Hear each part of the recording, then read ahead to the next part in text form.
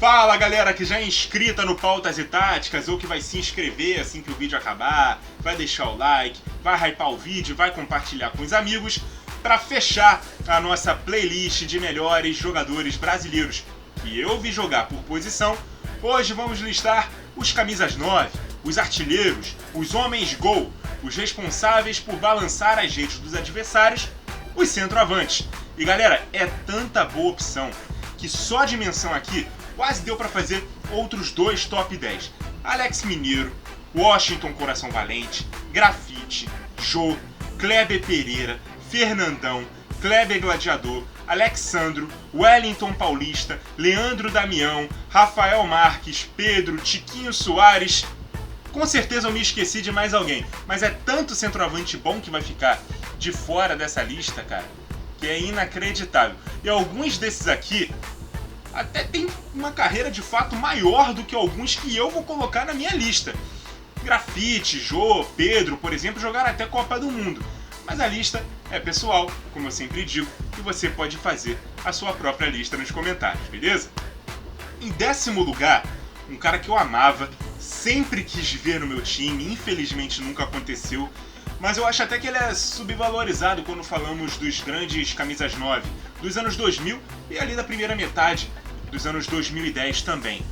Borges, campeão paulista no São Caetano em 2004, campeão brasileiro no São Paulo em 2007 e 2008 e no Cruzeiro em 2013 e 2014. Também com boa passagem no Grêmio, no Santos, onde foi artilheiro do Brasileirão de 2011 e encerrou a carreira em 2016 com a camisa do América Mineiro. Eu achava o Borges assim um centroavantaço, um homem-gol sensacional. Em 9º lugar, Ricardo Oliveira, de tantos clubes, mas conhecido principalmente pelas suas passagens no Santos, em 2003, quando foi artilheiro da Libertadores, e depois entre 2015 e 2017, com direito a 2 títulos paulistas e um vice de Copa do Brasil, e no São Paulo, onde ele foi campeão brasileiro em 2006 e também jogou por lá em 2010.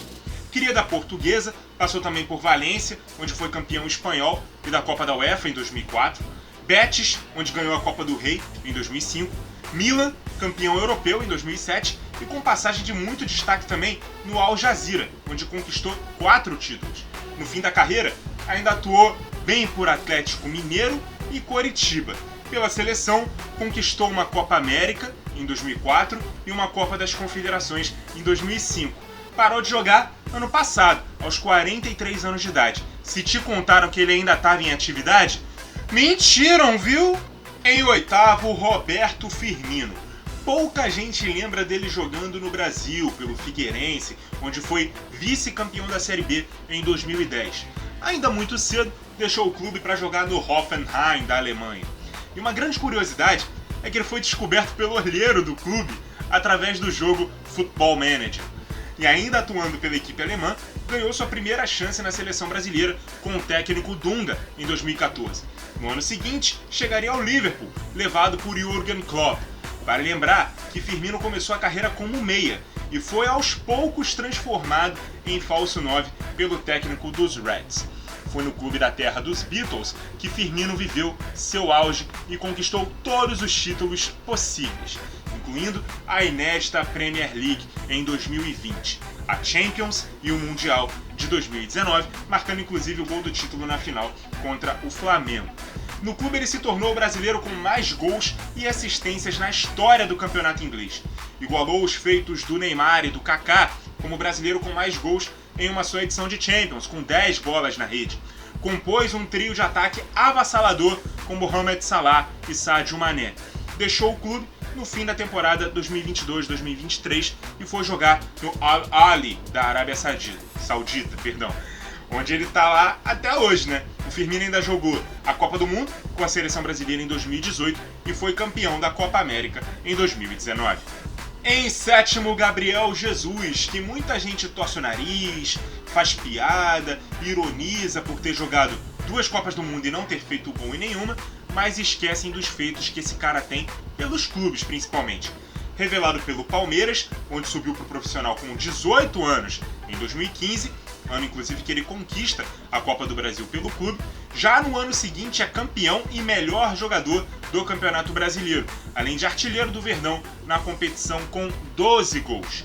Em 2017, vai jogar no Manchester City, onde alterna titularidade e reserva, além de utilizações como ponta e centroavante. Marcou 95 gols em mais de 230 jogos com a camisa dos Sky Blues, além de erguer 11 taças, entre elas 4 Premier Leagues.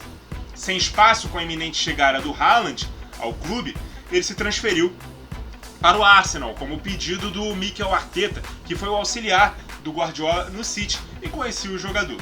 Pela seleção, marcou 19 gols em 69 jogos, até a gravação desse vídeo, e foi o artilheiro da era Tite pré-Copa de 2018.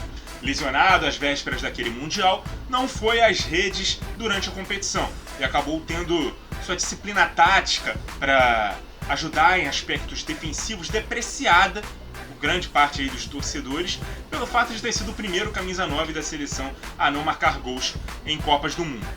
Antes disso, ele já tinha sido campeão olímpico no Rio em 2016 e depois foi campeão da Copa América em 2019. Jogou novamente a Copa do Mundo em 2022, mas na condição de reserva. Se lesionou no terceiro jogo e acabou ficando de fora da sequência da competição. Em sexto lugar, meu primeiro ídolo como torcedor do Botafogo. Não sei se dá aqui pra vocês verem. O Dodô, cara. Dodô, pra mim, esse cara era completo, o artilheiro dos gols bonitos, porque ele tinha todos os recursos de finalização. Tinha o drible, tinha velocidade e não tinha esse apelido à toa. É cada golaço que o Dodô fazia que era sacanagem. Revelado no Nacional de São Paulo e com rápida passagem no Flu em 95, onde ele foi campeão carioca, começou a ganhar destaque com a camisa do tricolor paulista, quando ele foi artilheiro do Paulistão de 97, ano em que ele marcou 54 gols em 69 jogos, e do Rio-São Paulo em 98.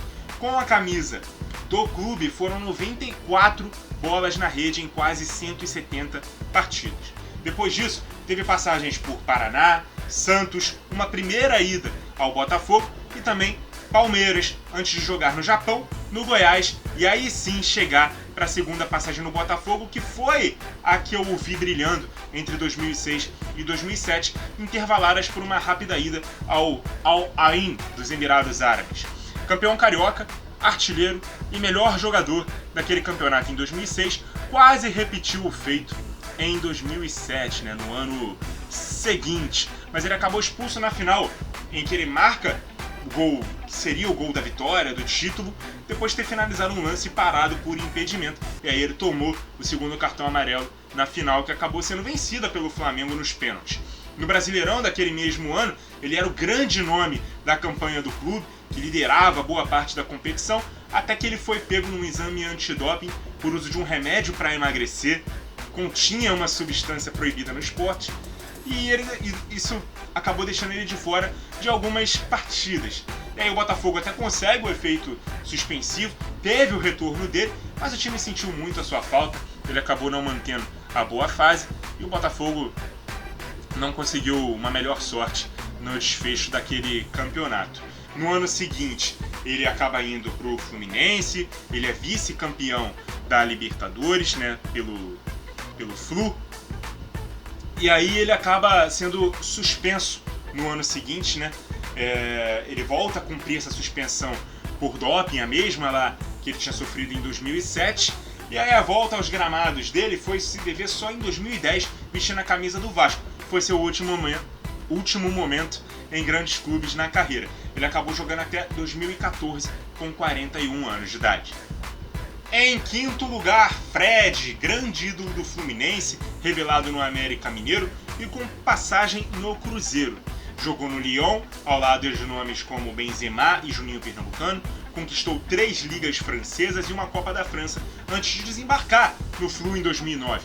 Participou da épica fuga do rebaixamento naquele ano pelo tricolor e foi campeão brasileiro em 2010 e 2012, este segundo como grande nome da competição, sendo também o artilheiro, feito individual que ele repetiu em 2014, depois que o Flu permanece na Série A, mesmo pós viver a dor do descenso em 2013, que acabou não acontecendo devido à punição contra a Portuguesa, né, por escalação irregular de jogador na última rodada.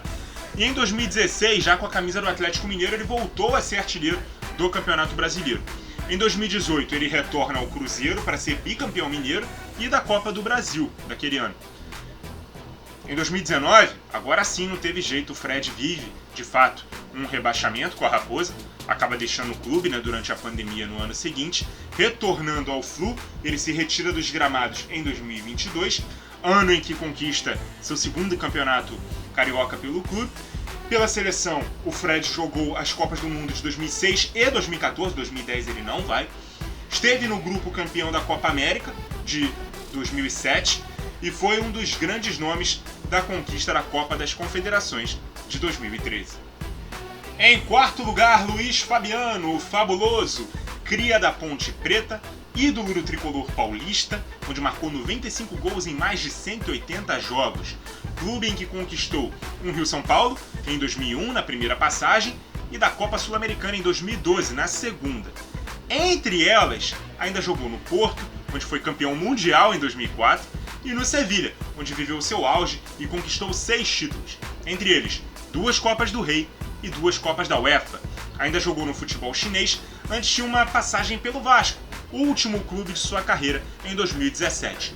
Pela seleção, conquistou uma Copa América em 2004, uma Copa das Confederações em 2009 e foi o titular da amarelinha na Copa do Mundo de 2010. Em terceiro lugar, Adriano, o Imperador, ou Didico, para os mais íntimos. Ídolo do Flamengo, clube em que ele foi revelado em 2000 e conquistou 2 campeonatos cariocas, em 2000 e 2001, além de uma Copa dos Campeões, também em 2001. Se transferiu ainda jovem para a Inter de Milão, passou por empréstimos na Fiorentina e no Parma, antes de retornar para viver seu auge pelo clube Nerazzurri, onde ele ganhou o apelido de Imperador, se destacando principalmente pela sua incrível força física e a pancada que ele tinha no seu pé esquerdo. Conquistou 8 títulos pelo clube, entre eles 4 Scudettos. Antes de deixar a Inter, também passou por um último empréstimo em 2008, quando jogou 6 meses pelo São Paulo. Vivendo problemas de depressão após a morte do seu pai, em 2006, o jogador perdeu muito seu apreço pelo futebol e seu nível caiu vertiginosamente. Ele voltou ao Flamengo em 2009 para recuperar a alegria de jogar, foi campeão, artilheiro e melhor jogador do Brasileirão daquele ano. Em meados de 2010, retornou à Itália para jogar na Roma, mas não foi muito bem. Tentou um retorno ao Brasil, jogando no Corinthians, onde marcou um gol importante para a conquista do Brasileirão de 2011 contra o Atlético Mineiro nas rodadas finais. Chegou a assinar com o Flamengo em 2012, mas não entrou em campo nenhuma vez e atuou por 4 partidas pelo Atlético Paranaense em 2014. Ficou mais 2 anos parado antes de ser anunciado e jogar uma única partida oficial pelo Miami United dos Estados Unidos em 2016. Pela seleção, foi campeão mundial sub-17 em 99, sul-americano sub-20 em 2001, da Copa América em 2004, com direito ao inesquecível gol de empate, né, nos minutos finais que levou a partida contra a Argentina para os pênaltis, e campeão também da Copa das Confederações de 2005, quando vivia o melhor momento da carreira. Em 2006, compunha o famoso quadrado mágico da seleção na Copa do Mundo, ao lado de Kaká, Ronaldinho e Ronaldo, mas que nunca encaixou de fato. Viveu a expectativa de jogar a Copa de 2010, mas colecionando polêmicas fora de campo, acabou sendo deixado de fora da lista final. Em segundo, Romário. Eu não vou chover no molhado aqui, destrinchar tudo que o baixinho fez na carreira, mas todo mundo sabe do impacto que ele causou desde que foi revelado no Vasco. Foram mais de 130 gols em pouco menos de 200 partidas, até chegar ao PSV, ganhar 5 títulos e marcar quase um gol por jogo, 165 bolas na rede em 167 vezes que entrou em campo. Viveu seu auge, no seu grande momento, no Dream Team do Barcelona, comandado pelo Johan Cruyff, onde ele foi campeão espanhol e vice da Champions League de 93-94. Mesma temporada em que ele conquista a Copa do Mundo com a seleção brasileira e é escolhido o melhor jogador do mundo da FIFA naquela temporada. No ano seguinte ele volta ao Brasil para jogar no Flamengo. Tem uma rápida volta à Espanha, jogando pelo Valência, e depois retorna ao Vasco para viver seu segundo grande momento na carreira. Artilheiro de tudo que disputou no ano, com 66 gols em 2000, além de campeão da Mercosul e do Campeonato Brasileiro. O baixinho ainda passou por Fluminense, Al Saad do Catar, Adelaide da Austrália, Miami dos Estados Unidos e teve outras 2 passagens pelo Vasco. Em 2005, quando aos 39 anos foi artilheiro do Campeonato Brasileiro, pela 3ª vez na carreira, e em 2007, quando marcou o famoso gol 1000 nas contas dele. E chegou a ser treinador e jogador do time ao mesmo tempo. Em 2009, ele retomou a carreira para atuar alguns poucos jogos ali pelo América do Rio de Janeiro, clube que ele inclusive é presidente. Hoje até ensaiou voltar ali, né? Chegou a sentar no banco em algumas partidas da 2ª divisão do campeonato estadual. Isso movimentou a galera, deu mais público ali nos Jogos do América, que viveram a expectativa de ver o baixinho entrar em campo novamente, mas não aconteceu. Pela seleção brasileira, ele foi medalha de prata das Olimpíadas de Seul, em 88, jogou a Copa de 90, também ergueu os títulos da Copa América, em 89 e 97, da Copa das Confederações, também de 97, foi cortado da Copa do Mundo de 98 e poderia tranquilamente também jogar em 2002. E falando em 2002, o grande campeão da nossa lista é Ronaldo, o Fenômeno. Quem viu a nossa lista dos melhores centroavantes que eu vi na vida já tinha esse spoiler, porque ele não é só o melhor 9 brasileiro que eu vi, é o melhor 9 que eu vi no mundo.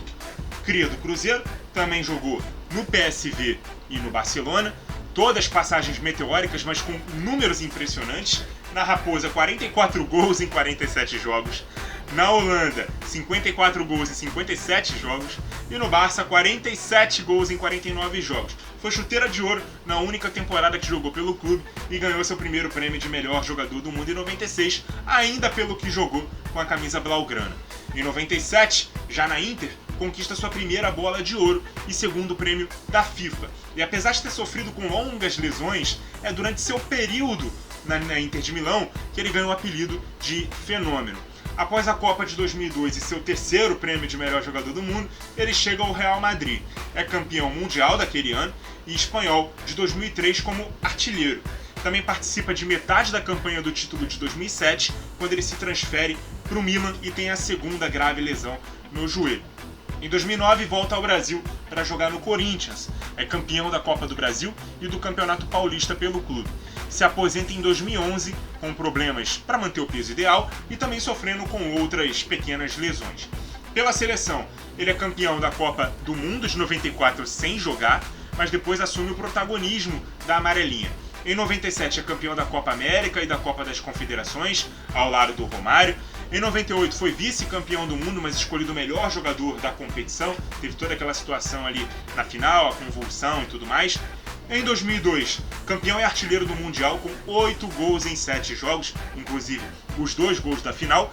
Após isso, ele começa a ter a sua participação em competições menos importantes dosadas dentro da seleção, jogando exclusivamente partidas de eliminatórias da Copa do Mundo e o próprio Mundial de 2006, seu capítulo final com a amarelinha, quando ele marcou 3 gols naquele Mundial, se tornou o maior artilheiro da história das Copas com 15 gols, recorde que durou até 2014, ultrapassado pelo Klose.